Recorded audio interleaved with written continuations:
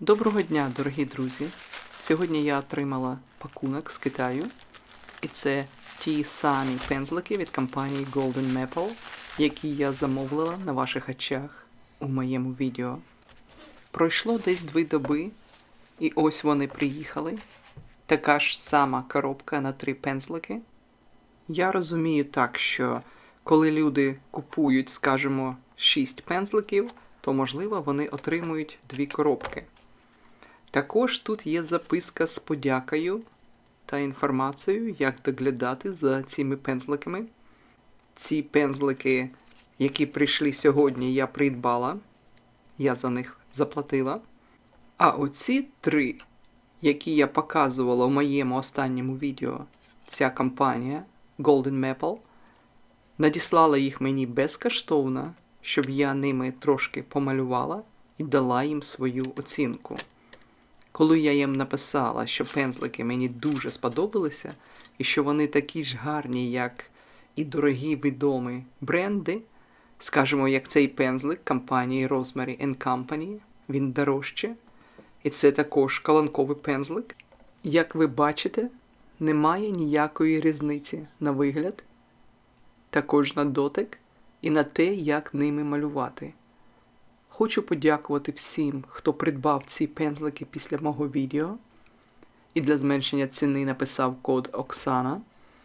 Також хочу сказати, що вам пощастило, тому що зараз ціна на ці пензлики вже вища. А тепер давайте подивимося на пензлики для олії. Я не буду їх сьогодні використовувати. На сторінці написано, що це щетина. На дотик я не знаю. Там є щетина, я бачу деяке волосся, більшість це щетина, але на дотик там є щось слизьке, таке як синтетичне. Можливо, я не права, я не можу зробити хімічний аналіз. Але на дотик воно інше, ніж у тих брендів, в яких я впевнена, та гарантовано знаю, що волосся природне.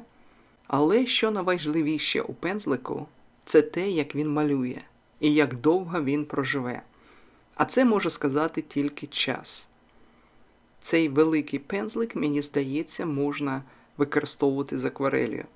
Я не знаю, чи витримає ця ручка, якщо вона буде у воді багато часу, чи не багато часу, але часто. На дотик волосся таке, що мені здається, що воно буде працювати з водою та акварелью. Наприкінці цього огляду хочу вам нагадати, що ви можете придбати ці пензлики на сторінці artgoldenmaple.com. При оформленні замовлення введіть код Оксана, все англійськими літерами.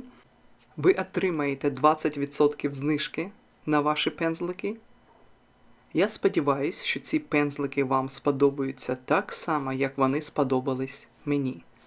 На цьому я буду закінчувати моє відео. До побачення, на все добре і повертайтесь на мій канал. Па-па!